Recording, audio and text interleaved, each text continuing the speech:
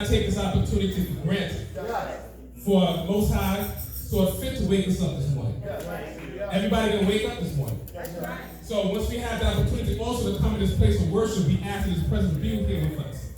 And we thank Him for the strength He has given us. Thank Him for all of the people that travel from near and far in order to worship together.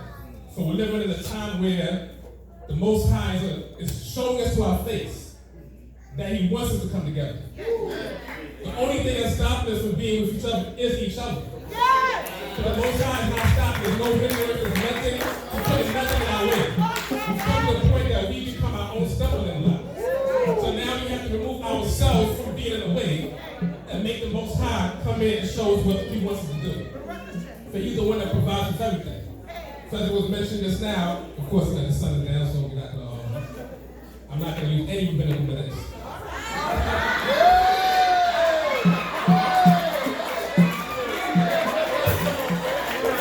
Wow, he turned into a different person when he got here. But I do want to get invited back, so I apologize. But definitely thank the Most High once again for the gathering of people. And many people, we definitely blessed. I was hoping to find some keys on the way up here. And every time I come here, somebody loses some keys. And I want to find some keys one day. Yeah, so it's lost keys. So definitely, of course, getting reeling it back and giving praise and honor to the Most High. Definitely we are blessed people.